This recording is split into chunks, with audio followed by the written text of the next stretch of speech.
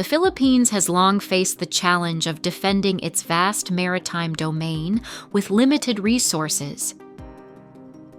Surrounded by more than 7,000 islands and located at the strategic heart of the South China Sea, the country has had to balance its focus between internal security and the growing external pressures from China. In recent years, incidents around Scarborough Shoal and Second Thomas Shoal have highlighted the vulnerability of Philippine forces when confronting a major power at sea. Against this backdrop, Manila's decision to acquire the Indian-made BrahMos missile system has been portrayed as a turning point in its modernization program, offering a credible deterrent that could reshape regional dynamics. The logic behind the acquisition is straightforward. The Philippine Navy remains small, without submarines or major long-range missile systems. Its frigates are modern but limited in number, and its Air Force operates only a handful of supersonic jets. Against an adversary like China, with hundreds of modern warships and aircraft, the Philippines could not hope to achieve parity. What it needed was an asymmetric capability that could make the cost of aggression unacceptably high. In January 2022, Manila signed a deal with New Delhi worth roughly $374 million to acquire 3 coastal batteries of the BrahMos supersonic cruise missile. The first deliveries took place in 2024, followed by a second batch in April 2025, signaling that the Philippines is finally putting into service a weapon long associated with major powers like India and Russia. The BrahMos missile is based on Russian technology, but jointly developed with India. Its export version for the Philippines has a range of around 290 to 300 kilometers in compliance with international missile control agreements and carries a warhead of 200 to 300 kilograms. Its defining feature is speed. It flies at nearly 3 times the speed of sound, Mach 2.8 to 3.0, making it far more difficult to intercept than conventional subsonic anti-ship missiles like the Chinese YJA-3 or even the American Harpoon. Guidance is provided by an inertial navigation system combined with GPS, with an active radar seeker in the terminal phase. The missile can be launched from mobile coastal batteries mounted on trucks, giving the system both mobility and survivability.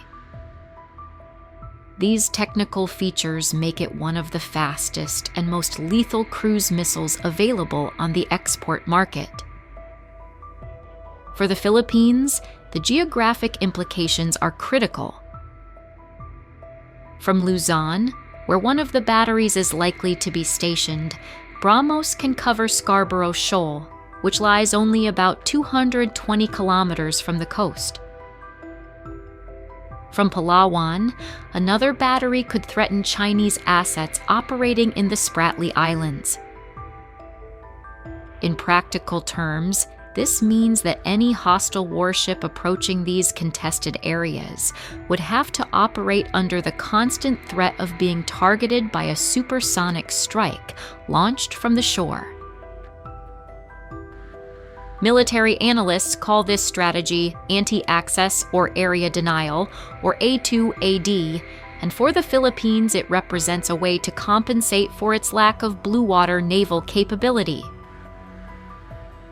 Instead of trying to chase Chinese warships with frigates it does not have, Manila can make the waters near its coast extremely dangerous for any intruder.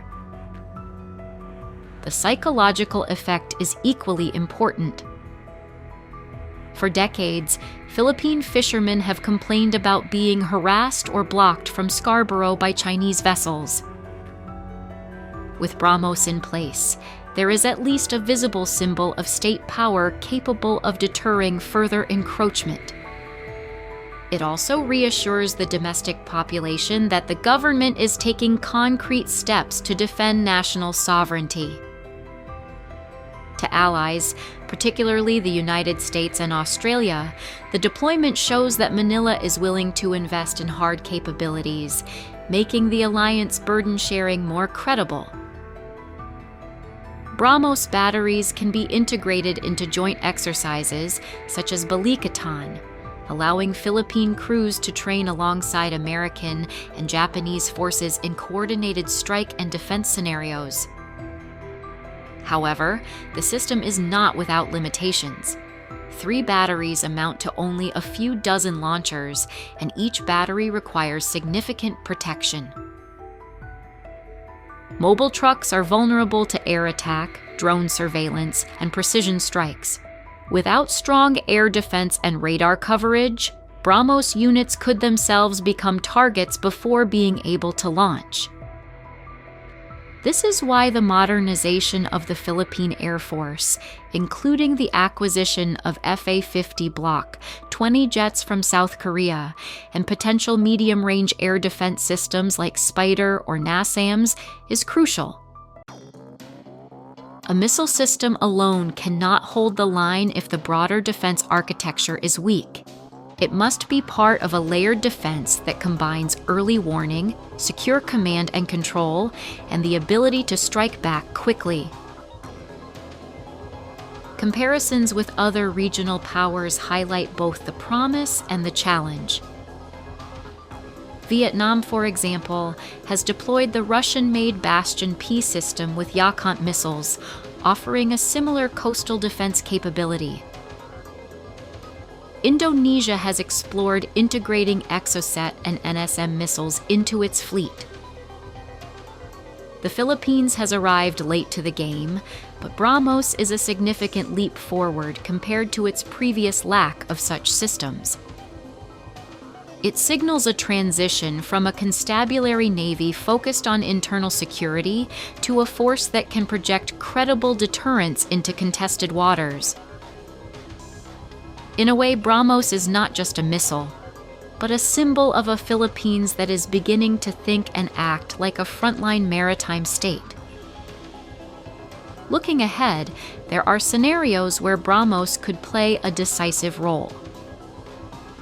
If China attempted to impose a blockade of Scarborough, the presence of supersonic missiles within range would force its naval commanders to think twice. Even if the missiles were never launched, their mere existence complicates Chinese operational planning. In a more ambitious scenario, if combined with new frigates from the second batch program and expanded fighter coverage from FA-50s, the Philippines could form a triangular deterrence network: ships, aircraft, and coastal missiles working together. There is even speculation that future versions of BrahMos, such as the lighter BrahMos NG, could one day be launched from aircraft, further expanding flexibility. The acquisition also carries a broader geopolitical message. By buying from India rather than relying solely on American systems, the Philippines diversifies its defense partnerships and demonstrates that it can draw on multiple suppliers. For India, it marks a breakthrough in defense exports, strengthening its role as a strategic partner in Southeast Asia. For ASEAN as a whole, it shows that smaller states can upgrade their arsenals without necessarily becoming clients of a single superpower. This diversification, however, requires careful diplomacy, as China will likely view the deployment as provocative and could respond with increased militarization of its outposts in the South China Sea. In conclusion, the BrahMos acquisition does not make the Philippines a naval superpower.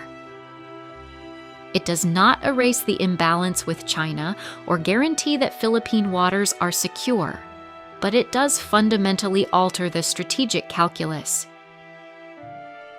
For the first time, Manila possesses a weapon that can genuinely threaten major surface combatants, impose real costs on a stronger adversary, and reassure its people that their nation is not defenseless.